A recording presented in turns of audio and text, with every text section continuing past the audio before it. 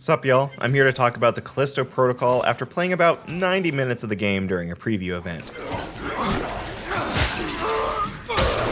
A lot of what I played was expected. The setting and enemy designs are certainly unnerving, but in a way I've seen before, quite literally a week prior when John, Luke, and I were previewing the Dead Space remake. But the Callisto Protocol stands out in what it does differently from its spiritual successor, that it injects a compelling melee combat system into a survival horror game.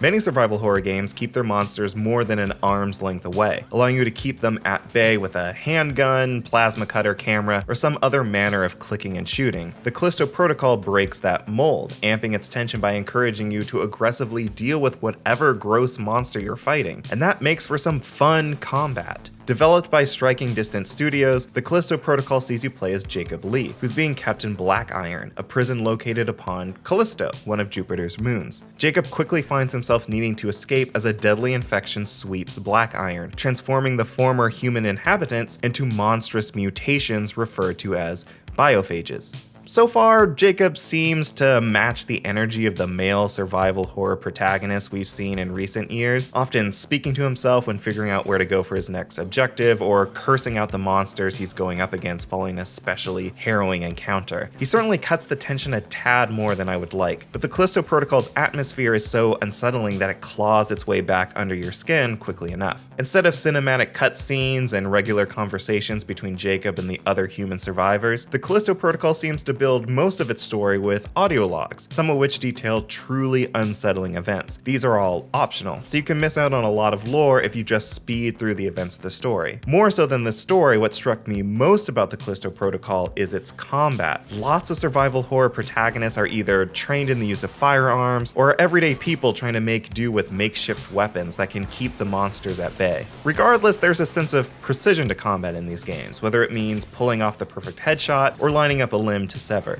Similarly, the Callisto Protocol prioritizes precision, but by putting that emphasis on melee combat, you suddenly need to pull off exact movements in the heat of a brawl instead of from a distance. It's not unlike the sensation of playing a game like For Honor, albeit in a sci-fi setting. You're also fighting some truly gross-looking monsters. In a lot of ways, the biophages are very similar to Dead Space's necromorphs. Both enemies are highly mutated creatures that stretch and contort the human form into something, while monstrous manages to still be terrifyingly recognizable. The Callisto Protocol manages to break free from Dead Space's shadow by changing how you deal with this threat, forcing you to act with precision within lunging range, which is a whole different kind of trepidation to deal with. This does lessen the fear factor of these creatures a bit though. A zombie or necromorph or ghostly spirit that's being kept at a distance can be viewed in all its ghastly glory. It's far harder when the enemy is right in your face. I never really had the chance to be horrified at the enemy design in the Callisto Protocol, given how in your face the biophages are, though their aggressive nature certainly makes for some tense combat encounters. Mechanically, the Callisto Protocol uses a combat system composed of attacks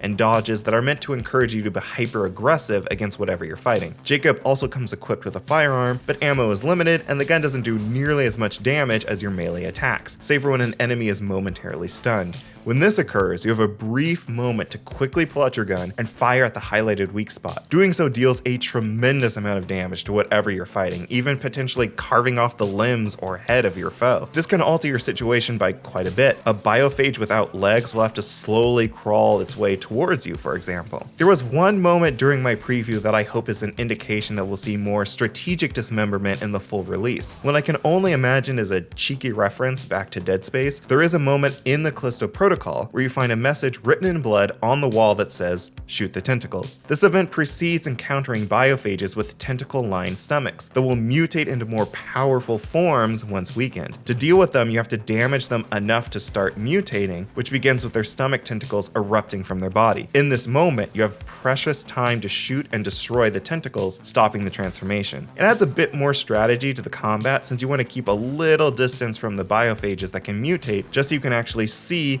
when the process is starting. If they get too close, the animation is oftentimes lost in the flurry of limbs.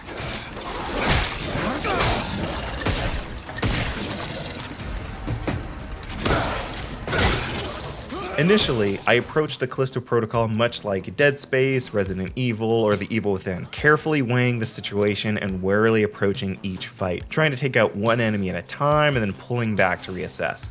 That saw me die a lot, because you can't instantly heal in the Callisto Protocol. To heal, Jacob crouches, takes out a syringe, and slowly injects himself. You're a sitting duck for a good while. In a game where the enemies might lumber towards you, even within a group, a healing system like this would be no problem. But enemies in the Callisto Protocol hit hardest when they're in your face, and they do all they can to close the distance on you quickly. With very little room to breathe, I quickly found that it is best to heal after a fight has ended, not during. That means you also have to hit hard and fast against every enemy in the group, ending the battle as quickly as you can. In this way, the Callisto Protocol encourages you to turn the tables on your foes. You have to be the monster in the room, pursuing the biophages with murderous abandon. You want to be overly reckless, of course, as that'll see you end up dead in no time, but I found far more success in the Callisto Protocol when I threw caution to the wind and risked a few hits to land half a dozen of my own. Instead of using the telekinetic grip device to grab objects and throw them at enemies, I most often used it to pull enemies towards me and land an early strike. During an especially harrowing moment in a very narrow hallway featuring a murderous parade of enemies, I only succeeded when I decided to push forward through the deadly onslaught and meet the biophages head on, quickly bashing their first few into the walls to give me the precious seconds necessary to dodge the blows of those who came right after, and then start fighting them all at once, stunning each in quick succession. Playing it safe and being careful only gave the enemies enough time to bunch together and overwhelm me, but being aggressive helped turn the tables on them.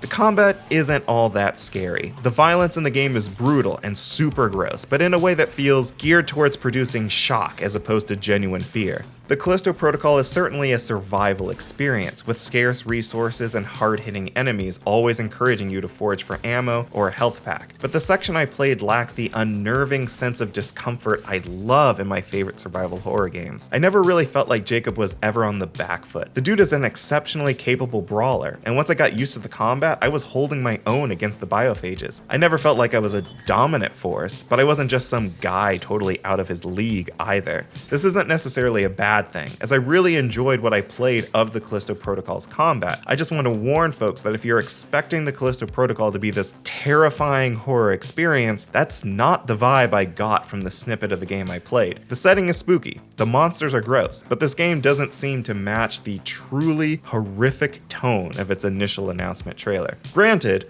almost the entire preview was combat gauntlet after combat gauntlet. I didn't have much chance to see elements of the Callisto Protocol story play out, or whether or not the game featured much in the way of puzzles or horrifying mysteries to solve. And most notably, the section I played didn't feature opportunities to see how the game's stealth moments worked. If they're there, these elements could be where a lot of the Callisto Protocol's fear factor come from. There was one moment during the session where I was able to sneak around, as I slowly crouch walked past a robotic guard, and that was nerve-wracking, but the section came and went in a flash, hardly enough time to get a good idea as to how the Callisto Protocol stealth sections play and feel more broadly, but it was just enough time to offer an intriguing glimpse at what could be quite scary. Something that I did notice during that small stealth section that gives me pause is that you have very little control over the camera in the Callisto Protocol, making it very difficult to see anything over Jacob's left shoulder, which is where his character model takes up the most screen real estate. You really only have peripheral vision on your right.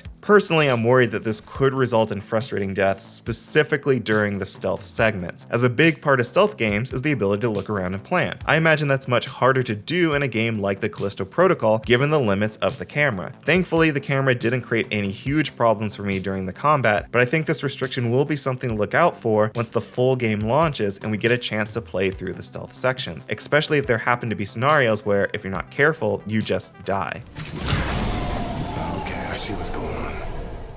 The terrifying possibility of insta-kill deaths aside, I came away from the Callisto Protocol feeling tense from the pressure of the enclosed setting and more than a little unnerved by the game's enemy design. But I wasn't scared or terrified of the situation I played through. Jacob is a beast once you get the hang of his dodges and melee strikes, and pulling foes into your mighty swing makes quick enough work of them to make you feel at least on par with these monsters. At least in this one level, the Callisto Protocol seems to be a survival game that prioritizes the challenge of its action-focused combat, aiming to create horror and the prospect that you have to get into an enemy's grill to do the most damage and suffer disgusting death animation if you mess up. Once you've grasped how combat works, however, you seem to be one of the scariest monsters in the prison. Obviously, since it's just a preview and I only got to play through a presumably small section of the game, it's way too early to make a definitive call on the Callisto Protocol. A lot of what could make the game more horrifying and scary might be tucked away in parts of the Callisto Protocol I've yet to see. We won't know until the game comes out, but thankfully we don't have long to wait because the Callisto Protocol launches on December 2nd. For more on the Callisto Protocol, you can read through my written preview of the game on GameSpot.com,